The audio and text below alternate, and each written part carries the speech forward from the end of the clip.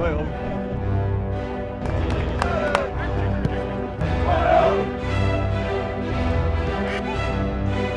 People are getting maybe a little bit more disenfranchised with top tier football and the sort of commercialism of it and the Super League and all this sort of thing. And as a result, non-league is a bit of an answer to that. I'm Stephen Wrench and I'm a supporter of Whitehawk Football Club and I'm one of the Whitehawk Ultras.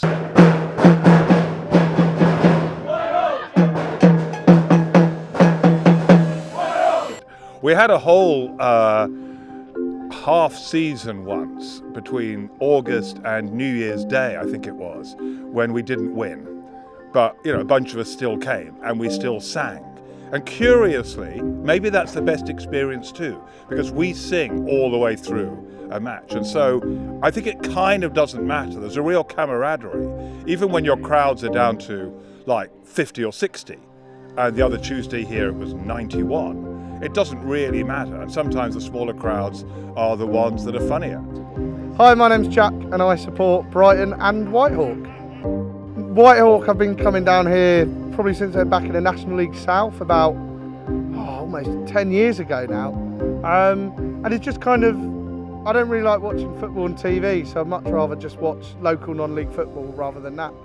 Yeah, so my name's Spencer. I'm the CEO and founder of #United, and we just played against Lewes FC. Yes, the non-league pyramid, I mean, so it's quite deep. You've got obviously league football, which is why non-league is called non-league, which is the top 4 divisions. Then you have the National League South and North, which is where it's split regionally for the first time. That's the 6th tier. The tier we've just played in here against Lewes is the 7th tier.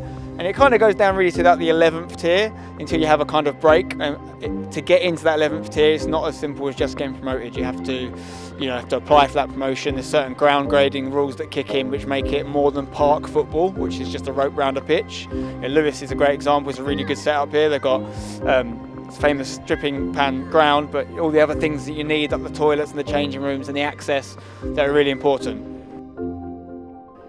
Yeah, I mean, I love non-league football. I love the pyramid. I think it's so unique in this country that we've got 10 divisions of organised football. You know, you can go from watching Mile Oak all the way to, you know, the Premier League, and you can get promoted between all the divisions. I think it's unique. I think it's amazing that we, you know, can get 200-300 people sometimes down at 9th and 10th tier football. I think it's amazing, really.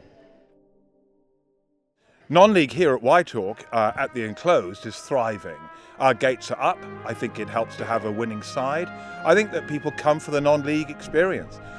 I mean, yeah, I think it's thriving at the moment, especially in Sussex. Like when you see, you know, clubs like Lewes and Hastings and Bognor, they all consistently get over 1,000. And yeah, it's really, I think people are turned away by the Premier League a little bit, and I'm really looking forward to being in real football down at a real level where you can really support and know all the players. It's great. I think there is a bit of a renaissance in non-league at the moment. I think England are quite unique in how many levels we're able to support. The money that's in the level this low down is pretty unusual for, I think if you go to most other European countries, you say the 7th division, I could probably play in it, to be honest, and I definitely can't play in this one. I think people want a friendly day out. You know, I'm one of the Whitehawk Ultras. We don't swear, so we self-police. We're non-sexist, non-racist, non-homophobic. Literally everybody is welcome. And that goes for families, that goes, I mean, I'm gay. That goes for whoever you are, whatever your gender, whatever your sexuality, whatever your age, you're welcome with us. And I think people really like that ethos. And after all, you know, our ethos and the ethos now of the club is that football is for all. And I don't see why that's complicated. Really, it isn't complicated. It should be for everyone. I think that welcoming feeling, it's that cheap day out, isn't it, has attracted more people.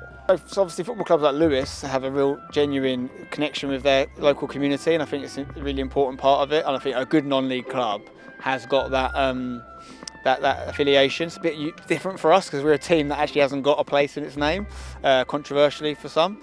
So we are from a place which is in Essex. We do have a community of our own, you know, with 50 odd youth teams and 500 plus players, men and women and all different teams and sort of opportunities to represent #. But we haven't got that long-term relationship with a town that someone like Lewes has that we'd love to get over time.